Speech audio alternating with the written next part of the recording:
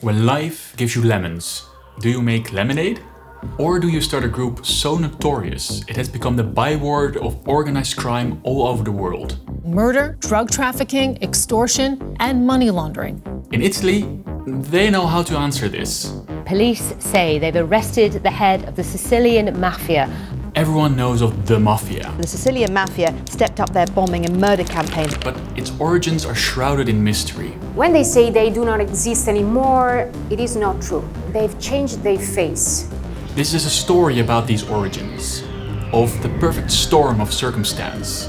A story about inventions that save numerous lives, but have huge unforeseen consequences.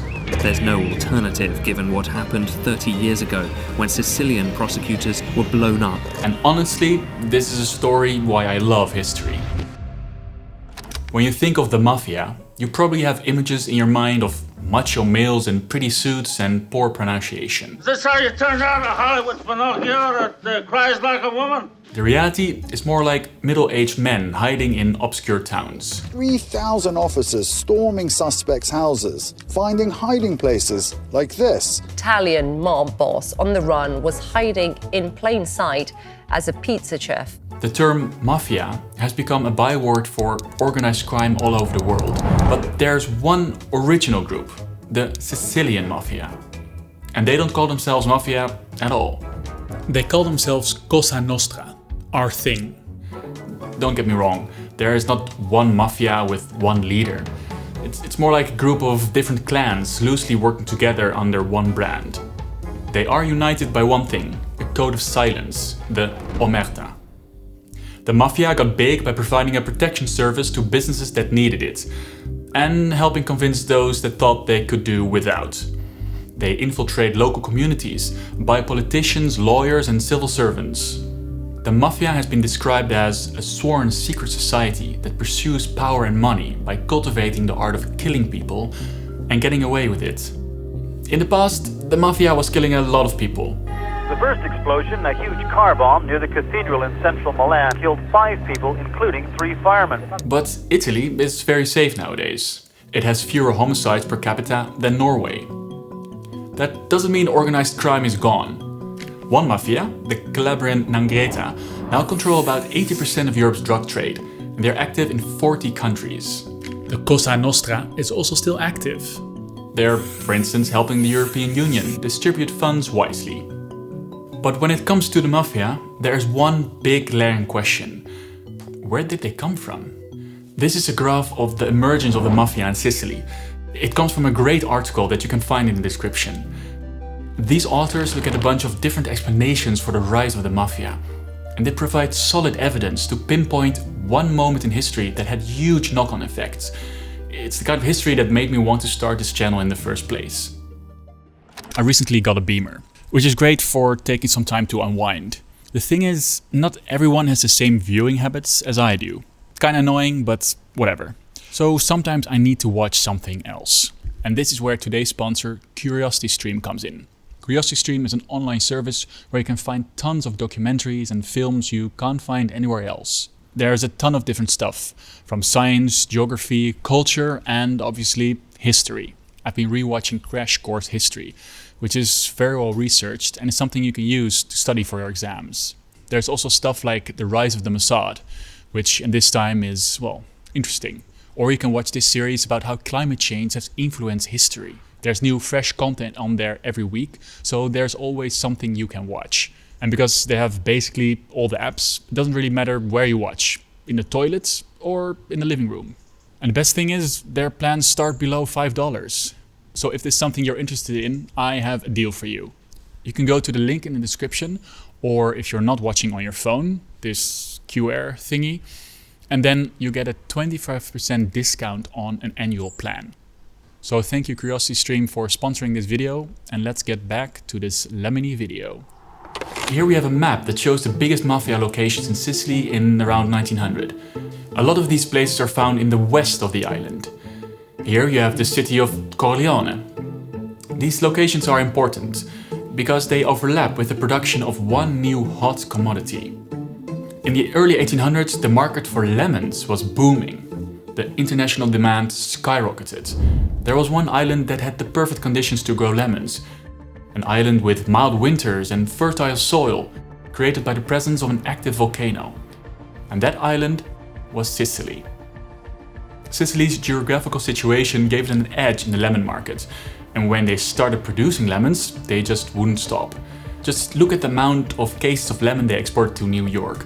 In 1840, this was 400,000. By the 1880s, it had gone up to 2.5 million cases each year. And these producers made a lot of money. Because citrus fruits were 60 times more profitable than other crops on the island. Now, having a lot of resources that the world wants doesn't always mean happy days for the people living in that country. Citizens from Congo and Venezuela will be able to tell you that. And on Sicily, this demand for lemons led to the establishment of one of the most notorious crime groups in history. So how did this happen? When it comes to lemons, the stakes are high. They're both very hard to produce and also quite easy to steal. To make lemons, you need time and money. You need to clear the land, invest in infrastructure and irrigation, and then you wait for 8 years for the trees to start producing fruit. And when they finally come to fruition, it's quite easy to steal them. You just come in one night and pick a few hundred lemons. You can't really do that with weeds or olives. So lemon producers start building walls to keep thieves out. But it's just not enough to stop them. Can they go to the government? Is there a police they can talk to? Here we hit the second problem. Sicily has this huge strategic location in the middle of the Mediterranean. And that means in history it has almost continuously been dominated by foreign powers. Be it the Romans, Arabs, Normans, Spanish or the French. Often these foreign powers didn't really care about the people living on Sicily. And over time, local landlords gained a lot of power in a feudal system. To keep order, these landlords hired local militia to maintain the law, protecting their estates from groups of brigands roaming the country. But when in the early 1800s the feudal system was abolished, this fractured big estates in many smaller ones. And this happened again when the state sold a lot of land owned by the state and the crown. And now you have all these small land holdings all needing protection from brigands. And the state is not going to provide it. So there's actually a need for protection services. The origin of the Mafia is not murderous criminal acts, but of people providing a service that the government wouldn't. So where do the most Mafia organizations evolve? You guessed it, around lemon plantations. That leaves us with one question, and to me, the best part of the story. Where did this sudden international demand come from? To understand that, we have to look at the deadliest condition a sailor faced. A disease that created more deaths at sea than storms, shipwrecks, combat and all other disease combined. When Europeans decided they want to see more of the world, they quickly ran into a problem. They had to be on the ships a whole lot longer. And longer on sea means less fresh supplies. In 1744, Commodore George Anson was sent on a mission by the Royal Navy to annoy and distress the Spaniards on the South American coast. Anson set out with 9 ships housing 1,955 men. He returned nearly 4 years later with 1 ship and only 145 crew members. Was it because of fighting with the Spanish? Not so much. 1,300 men had died because they lacked one essential nutrient. So what was up with these sailors? They were missing one essential nutrient, vitamin C. A lack of this caused the disease of scurvy, which didn't make life on board very fun. Just listen to this account from a surgeon in the 1500s. It's rotted all my gums, which gave out a black and putrid blood. My thighs and lower legs were black and gangrenous, and I was forced to use my knife each day to cut into the flesh in order to release this black and foul blood. With all this havoc scurvy is causing, you can understand people were really keen on finding a cure. And they did. Many times. From ancient China to Captain Cook forcing his men to eat sauerkraut. They just also forgot. So in the 1700s, still about half of the sailors were expected to die from a long sea voyage.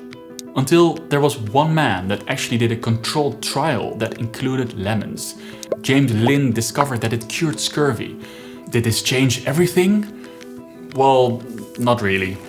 He put out a 400-page book and talked about 5 paragraphs about his lemon experiment. because he actually believed scurvy was a problem of blocked sweat glands. Way to go, Lind. So it's actually another dude that then convinces the Royal Navy to give sailors lemons, almost 50 years later. But this is just in time for the blockade of Europe during the French Revolutionary Wars. Soldiers were away from fresh supplies for months, and having some lemons on hand made this possible. Now, I say some lemons. Having to supply the entire British Navy is an enormous task. The Royal Navy used about 1.6 million gallons of lemon juice over a period of 20 years, which in normal measurement is about 6,056,658 litres. That is around 2.4 Olympic swimming pools. But that actually doesn't sound like a lot, right? How many lemons go in 2.4 Olympic swimming pools? Considering lemon is about 30 to 45 millimeter, taking the low end because lemons were probably less big back then, we're getting a total of 2 spoons for the annual growth cycle of 5 cups of marbles. What is the velocity of the meaning of life? You need 173,047,371 lemons. Okay, that actually feels like a much bigger number. If this video has taught me anything, I guess Olympic swimming pools are big, like very big. So the British are now heavily invested in a market for lemons. It's a bit like the rise of electric cars in our time. Now suddenly everyone is scrambling to get the materials for batteries. The nations and people that have access to these materials, they win out. This story for lemons is like that butterfly effect, how one event in history has knock-on effects that are felt upon this day. One moment that is threaded through time to now. And of course, I know that organized crime doesn't need lemons to spring up. There are different mafias with different stories. And in these places, it's just probably bad institutions. But in Sicily, there is this connection. And that is why I love history. If you are still watching right now, that is awesome. So thanks, and I will see you in the next one.